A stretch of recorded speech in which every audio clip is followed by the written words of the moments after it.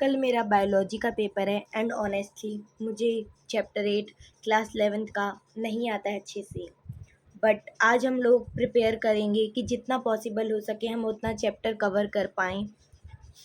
And मैं सच बताऊँ तो मुझे काफ़ी टेंशन है कि मैं कैसे पूरा चैप्टर करूँगी, कैसे मेरे अच्छे मार्क्स आएंगे। स्कूल लेट ज्वाइन करने के कारण मुझे कई सारी दिक्कतें हो रही हैं, जैसे कि मुझे केमिस्ट्री समझ में नहीं आ रहा और बाकी सारी दिक्कतें भी।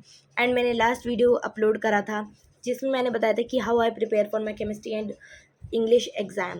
सो चलते हैं, साथ में करते हैं सारा सिलेबस कवर जितना हमसे हो पाए। तो राधे राधे दोस्तों, मेरा नाम है कनिष्का तिवारी और आप देख रहे हैं सामर्थ्य ब्लॉग।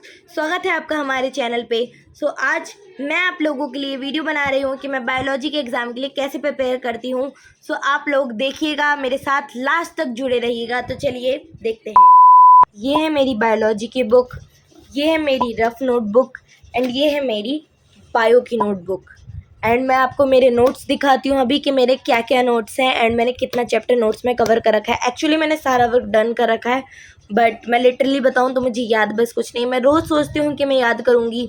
11th क्लास का स्ट्रगल आप सब जानते हैं, कितना वास्ट कोर्स है, बट नहीं हो पाता मुझसे रोज़ भी याद। मैं कंसिस्टेंसी नहीं ला पा रही हूँ, बट आई ट्राई कि मैं जितना कंसिस्टेंस रह सकूँ तो कंसिस्टेंट रहूँ। सो देखिए, मैं अभी आपको मेरा दिखाती हूँ कि कितना हो गया। इवन मेरे क्लास 11 चैप्टर 8 के क्वेश्चन आंसर्स भी नहीं हुए हैं, तो मुझे वो भी करने हैं।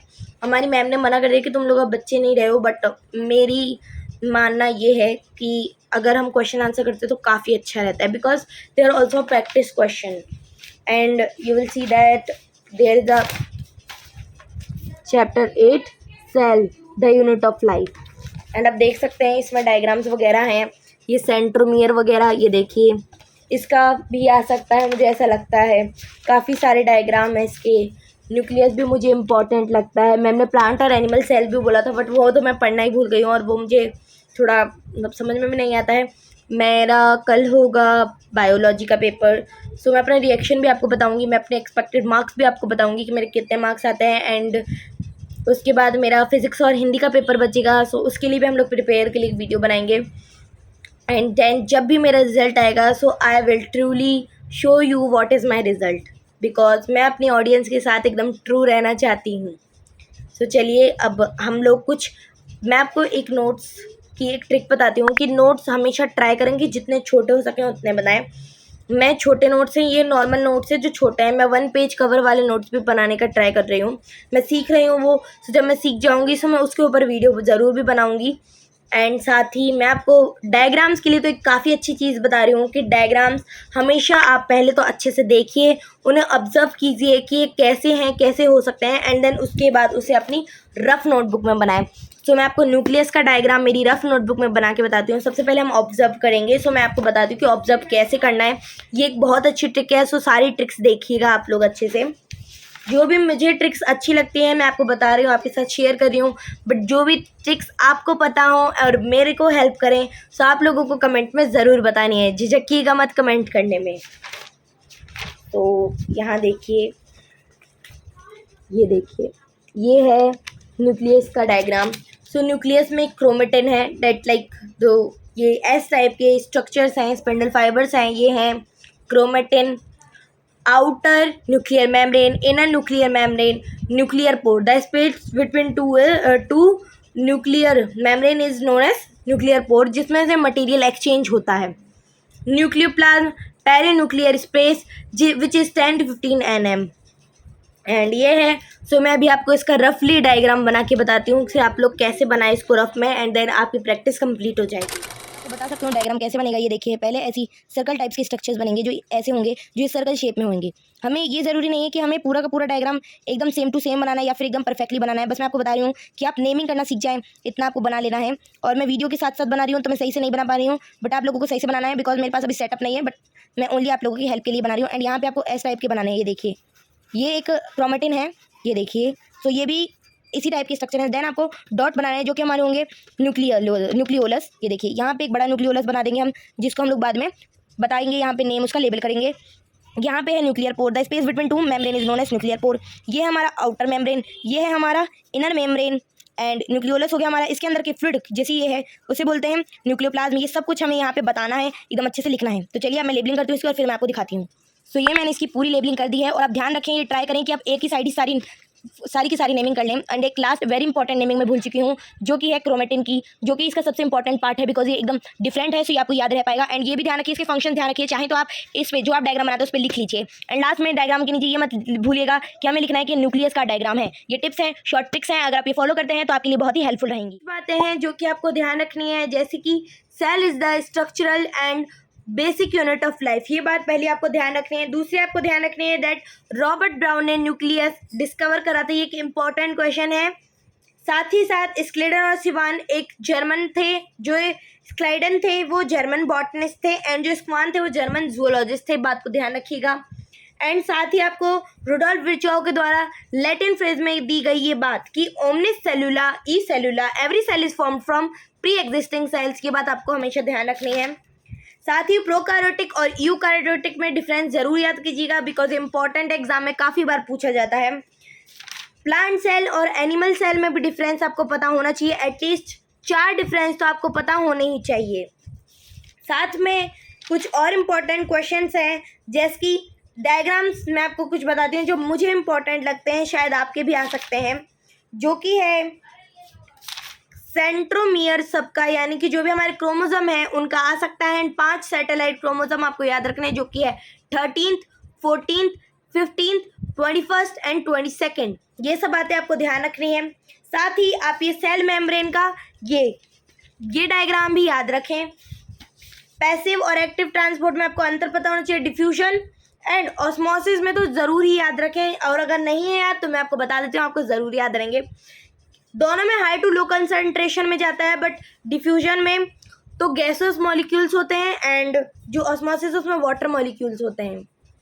लाइजोसोम एंड वैक्यूल्स के क्या क्या काम है वो, साथ में माइटोकॉन्ड्रिया का डायग्राम, क्लोरोप्लास्ट का डायग्राम, प्लास्टिड के 3 टाइप्स, ये सारे याद रखने हैं आपको। ल्यूकोप्लास्ट क्या होता है, एंड ये जो भी है बच्चे कुछ हैं। एंड ये एक इम्पॉर्टेंट क्वेश्चन जो कि नीट में भी कई बार पूछा जा चुका है, आपको ये बात ध्यान होनी चाहिए डैट ये क्वेश्चन इंपॉर्टेंट है। On which part flagella emerge from cell, and answer इसका बेसल बॉडीज, ध्यान रखिएगा ये आंसर। न्यूक्लियस का डायग्राम जैसा मैंने आपको प्रैक्टिस करना बताया है वैसे देख लीजिएगा। ये मेरा भाई सामर्थ आ गया है, इसके भी एग्जाम चल रहे हैं, तो ये भी अभी पढ़ाई कर रहा है। साइंटिस्ट्स के नाम ध्यान रखना है आपको। थैलेकोइड्स ये ध्यान रखिएगा, सैक ऑफ थैलेकोइड्स, ग्रेनम ये भी ध्यान रखिएगा। साथ में आप लोगों को ये जो क्रोमोसोम्स हैं, types of position, chromosome based on position, ये भी ध्यान रखना है। मेटासेंट्रिक, सब मेटासेंट्रिक, एक्रोसेंट्रिक एंड टेलोसेंट्रिक, ध्यान रखिएगा, आ सकता है एग्जाम में, इंपॉर्टेंट क्वेश्चन है। एंड अब मैं इसके क्वेश्चन आंसर करूँगी, सो मैं ऑनलाइन मतलब फ़ोन से ही करूँगी, यूट्यूब से देख के। देन मैं जब इसके क्वेश्चन आंसर कर लेती हूँ फिर मैं आप लोगों से मिलती हूँ, और अब मैं इनको याद करूँगी। तो इनको याद करती हूँ, देन उसके बाद मैं आपको बताती हूँ कि क्या ये मुझे याद हुए या नहीं हुए हैं। एंड फिर और भी जो भी इम्पॉर्टेंट क्वेश्चन मुझे लगते हैं वो भी आपको बता दूँगी मैं। और अगर आपको कोई इंपॉर्टेंट क्वेश्चन पता हो तो आप भी लोग कमेंट भी लोग कर दीजिएगा, दैट इन फ्यूचर मेरे हेल्प करें मेरे लिए। गाइज मैंने सारे क्वेश्चन आंसर्स याद कर लिए हैं, एंड मेरे को इसमें से इम्पॉर्टेंट जो भी लग रहे हैं वो मैं आपको बता रही हूँ। लिटरली मुझे लगता है कि एग्ज़ाम में पक्का आ सकता है, और इम्पॉर्टेंट पॉइंट्स हैं जिसे आपको ध्यान रख लेना चाहिए। इट्स माई सजेशन, लेकिन अगर आप लोगों का भी कोई और सजेशन हो तो मुझे बता दीजिएगा। एंड जो आँख बार बार मेरी चमक रही है, देख सकते हैं कैसे बीच बीच में चमकने लगती है। सो इसलिए बिकॉज मेरी फ़ोन की फ्रंट कैमरे की फ्लैश लाइट जल रही है, इसलिए ये ऐसा बार बार होता है। और इसमें से इम्पॉर्टेंट क्वेश्चन जो मैं आपको बताती हूँ, ये जो क्रोमोसोम क्या होता है इसमें काइनेटोकोर, इन सबको ध्यान रखिएगा। एंड इम्पॉर्टेंट क्वेश्चन जो कि टेक्सचुअल का मुझे लगता है वो है, name 2 organelles that are double membrane bound. ये इंपॉर्टेंट क्वेश्चन हो सकता है, एग्जाम में आ सकता है, तो इसे आप ज़रूर याद कर लीजिएगा। बाकी और कोई जो है मीजोजम वाला काफ़ी इंपॉर्टेंट है, इसे भी अच्छे से याद कर लीजिएगा। और अच्छा है, मतलब मैंने कुछ कुछ याद कर लिए हैं, सारे अच्छे से मुझे याद नहीं हुए हैं बिकॉज लास्ट टाइम प्रिपरेशन थी, सो मे बी सारे अच्छे से याद नहीं हुए होंगे। एंड मैंने जो डायग्राम की प्रैक्टिस करी है वो भी मैं आप लोगों को दिखाती हूँ। अभी रात के 1:30 हो रहे हैं, सो अब मेरे में बिल्कुल हिम्मत नहीं है याद करने की, मुझे काफ़ी नींद आ रही है। सो मैं अब नहीं करूँगी याद। मैं एक्चुअली दोपहर में सो गई थी इसलिए नींद आ रही है, बट वो आँखों में दिख नहीं रही है लिटरली। तो मतलब मैं अब पूरा याद हो चुका है मेरे को। सो मतलब जितना हो सकता था उतना हो चुका है, एंड इससे ज़्यादा मेरे में करने की अब हिम्मत नहीं है, ना ही क्षमता है। सो बस अब सुबह जल्दी उठूँगी, 6 साढ़े 6 बजे हमारी गाड़ी काफ़ी जल्दी आ जाती है। सो बस इसके बाद जाऊंगी, और अभी तो मुझे सोने में भी काफ़ी टाइम लगेगा। सो बस मैं भगवान जी से यही प्रे कर रही हूँ मेरा एग्ज़ाम काफ़ी अच्छा होए, और जितने ज़्यादा मार्क्स मैं स्कोर कर सकती हूँ उतने हो जाए। तो मिलते हैं फिर, रिएक्शन बताऊंगी मैं, अपने एक्सपेक्टेड मार्क्स बताऊंगी। सो वीडियो में लास्ट तक बने रहिएगा। सो गाइस, मैं रेडी हूँ अपने स्कूल एग्ज़ाम देने जाने के लिए। सो सारे लोग कमेंट्स में ऑल द बेस्ट ज़रूर लिख दीजिएगा, कमेंट डाउन बिलो। एंड मैं बस प्रे कर रही हूँ भगवान से कि मेरा एग्ज़ाम काफ़ी अच्छा जाए, एटलीस्ट जितना पढ़ा है उतना आ जाए और मुझे पूरा का पूरा याद रहे। एंड मैं जब स्कूल से आ जाऊँगी सो मैं आप लोगों को बताऊँगी कि मेरा एग्ज़ाम कैसा गया और मैंने कितने मार्क्स एक्सपेक्ट करे। गाइस, मेरा बायोलॉजी का पेपर हो चुका है, और जितनी हमने प्रिपरेशन करी थी, मतलब जिस लेट टाइम पे हमने करी थी, उस अकॉर्डिंग मेरा पेपर काफ़ी अच्छा गया है। आप लोग साथ में बने रहे इस अभी तक। सो मेरा पेपर अच्छा गया है, एंड मेरे एक्सपेक्टेड मार्क्स हैं 14 to 15, एंड अगर इससे ज़्यादा आ जाए तो बहुत अच्छी बात है। और इसी के साथ अगर आप लोग भी 11th क्लास में स्ट्रगल कर रहे हैं और मेरा और भी स्ट्रगल देखना चाहते हैं कि मेरे को किस चीज़ में डिफ़िकल्टी हो रही है, क्या चीज़ मेरे लिए सही है, क्या टिप्स और ट्रिक मैं आपको दे सकती हूँ, एंड क्या आप लोग भी मेरी हेल्प कर सकते हैं, सो उसके लिए मेरे वीडियो में हमेशा बने रहिएगा। वीडियो को लाइक करना मत भूलिएगा, क्योंकि इस स्ट्रगल में आप और हम सब साथ में हैं। एंड सब्सक्राइब करना भी मत भूलिएगा, सब्सक्राइब ज़रूर कर दीजिएगा, नोटिफिकेशन भी ऑन कर दीजिएगा, ताकि मेरा वीडियो सबसे पहले आपके पास आए और सबसे पहले आप ही से देख के लाइक, सब्सक्राइब एंड शेयर करें। सो इसी के साथ मिलते हैं नेक्स्ट वीडियो में, नेक्स्ट प्रिपरेशन वीडियो में, बिकॉज अभी मेरा फिजिक्स और हिंदी का पेपर बचा है, बिकॉज आई नो कि आपको ये बात पता है। तो उसमें भी साथ में बने रहिएगा। इसी तरीके से जितना भी आप लोगों ने मेरे बाकी वीडियोस पे लव और कमेंट शेयर करा है, उसको वैसे ही रखिएगा बरकरार। सो मिलते हैं नेक्स्ट वीडियो में, तब तक के लिए take care and bye bye, Radhe Radhe.